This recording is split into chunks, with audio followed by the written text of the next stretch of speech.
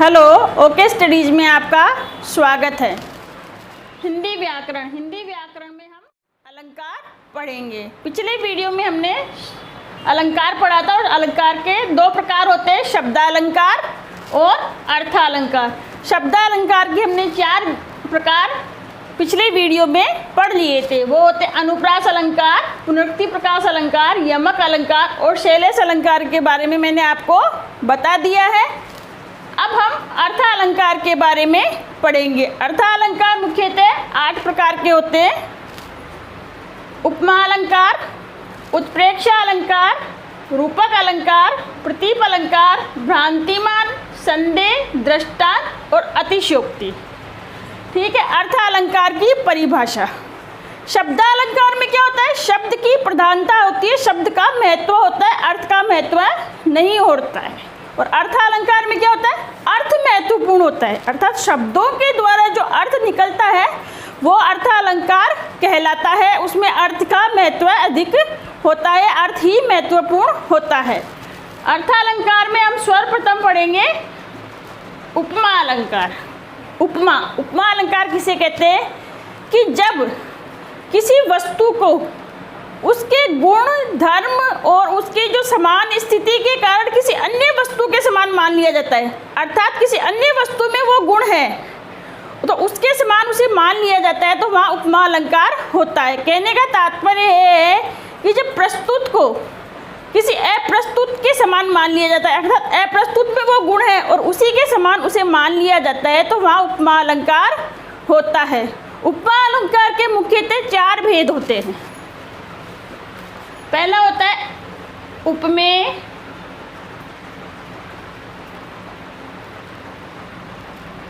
दूसरा होता है उपमान,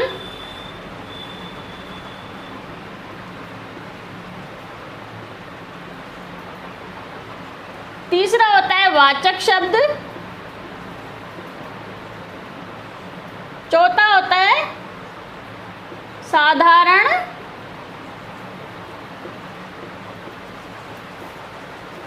धर्म।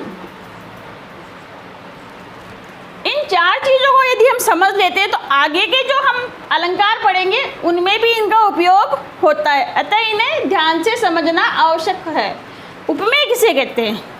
कि जब जिसकी तुलना की जाए, अर्थात जिसकी समानता किसी अन्य से प्रदर्शित की जाए, व्यक्त की जाए, तो उसे उपमेय कहते हैं। जिसकी समानता अन्य से बताई जाए तो उसे उपमेय कहते हैं। इसे प्रस्तुत भी कहा जाता है। ठीक है। दूसरा है उपमान। उपमान किसे कहते हैं? जब उपमेय को उपमान मान लिया जाता है, कहने का मतलब है कि जब किसी वस्तु को अन्य के समान मान लिया जाए, अर्थात जो प्रस्तुत है उसके समान, उसकी समानता उस अप्रस्तुत से की जाए। जब उपमान की समानता उपमेय से की जाए तो उसे अप्रस्तुत कहते हैं। तीसरा है वाचक शब्द। वाचक शब्द उपमान और उपमेय को जो जोड़ते हैं, अर्थात प्रस्तुत और अप्रस्तुत को जो जोड़ते हैं उसे वाचक शब्द कहते हैं। इनका जो इनमें होता है ज्यों, त्यों, सम, समान आदि वाचक शब्दों के द्वारा उपमेय और उपमान को जोड़ा जाता है। वो होता है वाचक शब्द। और साधारण धर्म। साधारण धर्म वो होता है जब उपमेय और उपमान में जो गुण होते हैं उनकी समानता जिससे बताई जाती है वो साधारण धर्म होता है, अर्थात जिस विषय के बारे में उपमेय और उपमान दिया जाता है वो होता है साधारण धर्म। ठीक है। तो ये हो गया उपमा अलंकार। अब हम इसका उदाहरण देखते हैं। उपमा अलंकार का उदाहरण देखते हैं। यह है उपमा अलंकार का उदाहरण। मुख कमल के समान सुंदर है। मुख कमल के समान सुंदर है। तो इसमें कमल क्या हो गया? उपमेय। सॉरी, इसमें मुख क्या हो गया? उपमेय। कमल क्या हो गया? उपमान। समान क्या हो गया? वाचक शब्द। और सुंदर क्या हो गया? साधारण धर्म। ठीक है।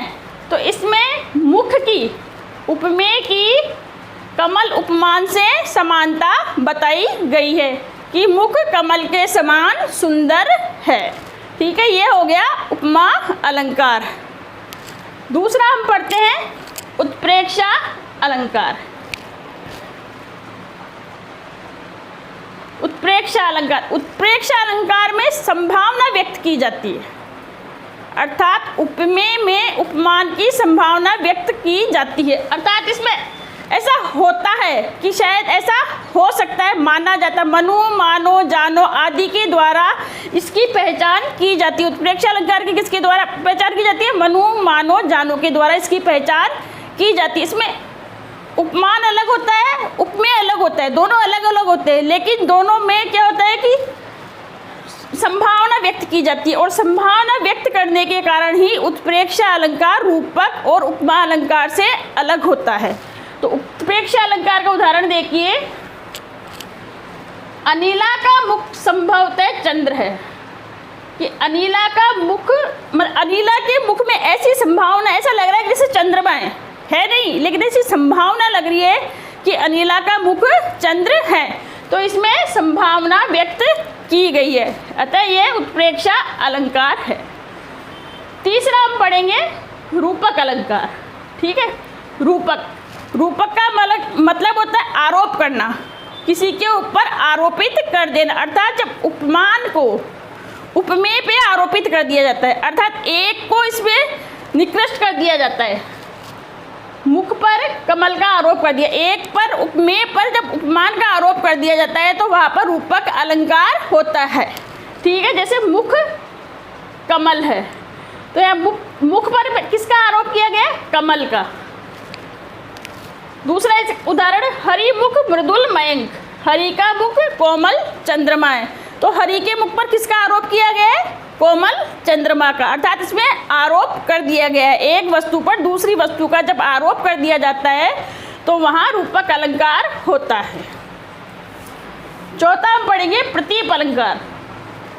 प्रतीप, प्रतीप का मतलब होता है उल्टा, तो प्रतीप अलंकार जो होता है वो उपमा अलंकार का उल्टा होता है, विपरीत होता है। अर्थात उपमा अलंकार में क्या होता है कि उपमेय की उपमान से समानता बताई जाती है, लेकिन प्रतीप में क्या होता है कि उपमान की उपमेय से समानता बताई जाती है। मतलब कि उसमें उपमा में तो क्या होता है कि प्रस्तुत की समानता अप्रस्तुत से बताई जाती है, लेकिन प्रतीप में उल्टा होता है कि अप्रस्तुत को प्रस्तुत के समान बताया जाता है। लेकिन इसमें एक कारण और होता है कि इसमें एक ही उत्कृष्टता कम होती है, कभी उपमेय श्रेष्ठ होता है तो कभी उपमान श्रेष्ठ होता है, एक को ही श्रेष्ठ बताया जाता है, समान नहीं बताया जाता, एक को कम श्रेष्ठ बताया जाता है। तो इसका एक उदाहरण है, साधु ऊंचे सेल सम किंतु प्रकृति सुकुमार। अब इसको समझिए, देखिए आप, साधु ऊंचे सेल सम, अर्थात साधु की प्रकृति ऊंचे पहाड़ की जैसी होती है।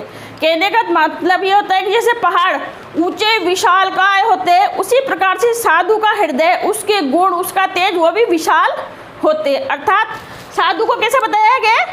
ऊंचे पर्वत के समान, लेकिन किंतु प्रकृति सुकुमार, लेकिन जो साधुओं की प्रकृति होती है वो कोमल होती है, मृदुल होती है, वो एकदम शांत सुकुमार होते हैं। तो इसमें क्या हुआ, किसको बताया गया? पहाड़ को, क्योंकि पहाड़ कठोर होते हैं। तो इसमें एक की श्रेष्ठता सिद्ध की गई है। उपमेय को श्रेष्ठ, उपमान को श्रेष्ठ नहीं बताया गया है, उपमेय को श्रेष्ठ बताया गया, अतः यह रूपक अलंकार है। अब हम पढ़ेंगे भ्रांतिमान अलंकार। भ्रांतिमान अलंकार अर्थात भ्रांतिमान अलंकार में क्या होता है? भ्रम की स्थिति उत्पन्न होती है, अर्थात जो उपस्थित है, अर्थात जो प्रस्तुत है उसमें अप्रस्तुत के होने का भ्रम होता है, कि जो चीज़ दिखाई नहीं दे रही है उसके होने का भ्रम होता है, भ्रम की स्थिति उत्पन्न होती है, वहाँ भ्रांतिमान अलंकार होता है। अर्थात काव्य में जब ऐसी पंक्तियाँ हो जहाँ भ्रम की स्थिति उत्पन्न हो वहाँ भ्रांतिमान अलंकार होता है। भ्रांतिमान अलंकार को हम उदाहरण से समझेंगे, जाने शाम को श्याम घन नाची उठे वन मोर। देखिए, जानी शाम को श्याम घन नाच उठे वन मोर, इसमें क्या कहा गया है? भ्रम की स्थिति उत्पन्न हुई है कि भगवान श्री कृष्ण का रंग सांवला है, काला है, तो उनकी तुलना किससे की है? श्यामघन काले बादलों से की है तुलना। तो अब क्या होगी? वन के मोर भगवान श्री कृष्ण को देखकर उनको भ्रम हो गया कि ये काले बादल हैं और मोर नाचने लगे। अर्थात भ्रम की स्थिति यहाँ उत्पन्न हुई है कि भगवान श्री कृष्ण को काला बादल समझ लिया और इसलिए वन के मोर नाचने लगे। तो यहाँ इसमें भ्रांतिमान अलंकार है। दूसरा एक इसका उदाहरण है, ओस बिंदु चुग रही हंसनी, मोती उनको जान। क्या? ओस बिंदु चुग रही हंसनी, मोती उनको जान। अब इसमें भी भ्रम की स्थिति हो रही है। देखिए आप, ओस के बिंदु रात्रि के सुबह सुबह जब ओस के बिंदु होते हैं तो मोती के समान लगते हैं, जब घास पे जब ओस के बिंदु गिरे तो मोती के समान होते हैं। तो हंसनी जो मोती चुगती है तो उसका ओस के बिंदुओं में मोती के होने का भ्रम हो रहा है और उनको उसी भ्रमवश वो मोती समझकर उनको चुग रही है, खा रही है, उसे ऐसा लग रहा है कि ये मोती है। तो यहाँ भ्रांतिमान अलंकार है। अब हम पढ़ते हैं संदेह अलंकार। संदेह अलंकार अर्थात इसमें क्या होता है? कोई वस्तु प्रस्तुत या वर्णित कोई सादृश्य के कारण, अर्थात कोई दिखाई दे रहा है उसके कारण संदेह उत्पन्न हो।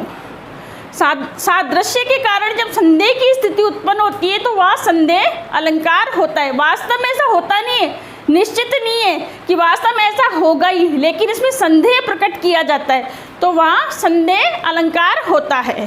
तो इसका एक उदाहरण हम देखते हैं। हरे मुख यह आली, कीधो केधो उग्यो मयंक। तो इसमें संदेह की स्थिति है कि एक सखी, मतलब कि गोपियां हैं या सखी है, वो अपने कह रही है, अपनी सखी से कह रही है कि हे सखी, मुझे संदेह है कि ये हरि का मुख या भगवान का मुख है या चंद्रमा उदित हुआ है। अर्थात चंद्रमा में प्रकाश होता है, तेज होता है, तो हरि के मुख में इतना तेज है कि मुझे संदेह हो रहा है कि ये भगवान का मुख है या चंद्रमा है। अर्थात चंद्रमा को भगवान का मुख समझ रही है, इसका संदेह हो रहा है, या मुख को चंद्रमा समझ रही है, तो उसका संदेह उसे निश्चित वो नहीं कर पा रही है। तो यहाँ हो गया संदेह अलंकार।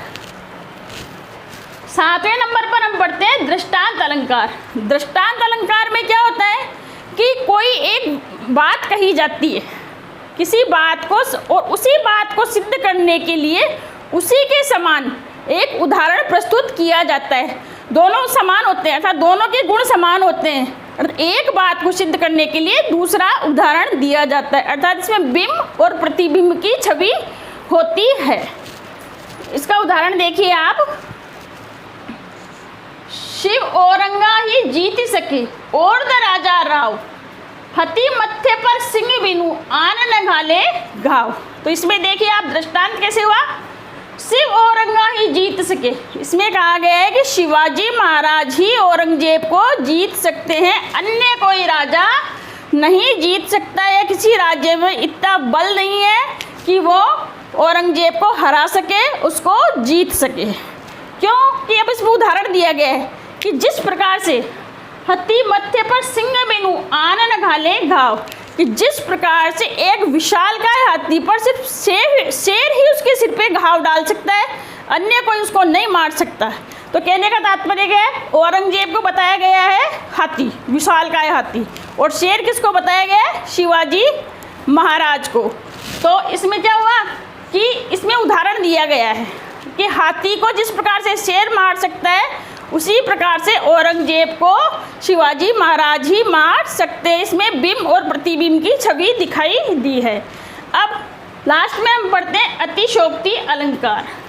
अतिशयोक्ति अलंकार में क्या होता है कि किसी बात को इतना बढ़ा चढ़ाकर कहा जाता है कि लोक मर्यादा का उल्लंघन होता प्रतीत होता है, अर्थात उसमें लोक मर्यादा का भी ध्यान नहीं रहता अतिशयोक्ति अलंकार में। उदाहरण से हम पढ़ते हैं, देखो, चलो धनुष से बाण, साथ ही शत्रु सैन्य के प्राण चले। इसमें अब अतिशयोक्ति देखिएगा आप, चलो धनुष से बाण, कहने का तात्पर्य है कि जब वीर ने धनुष से बाण चलाया और जैसे ही बाण चला तो शत्रु सेना के प्राण चले गए। तो कभी ऐसा होता है कि बाण के चलते ही पूरी सेना खत्म हो जाए। तो इसमें कवि ने वीर रस का वर्णन किया है कि वो एक वीर योद्धा, इतना वीर था कि जैसे ही उसने बाण छोड़ा तो शत्रु सेना डर गई, भयभीत हो गई और भय के मारे वो मर गई। तो यहाँ अतिशयोक्ति अलंकार है, यहाँ पे पूरी लोक मर्यादा का उल्लंघन हो गया है। किसी बात को बढ़ा चढ़ा कर कहना मतलब अतिशयोक्ति अलंकार। तो यहाँ पर अलंकार समाप्त होते हैं। देखने के लिए धन्यवाद। अगले वीडियो में मैं आपको सूरदास के पद पढ़ाऊंगी जो CBSE 10वीं बोर्ड का पहला चैप्टर है। धन्यवाद।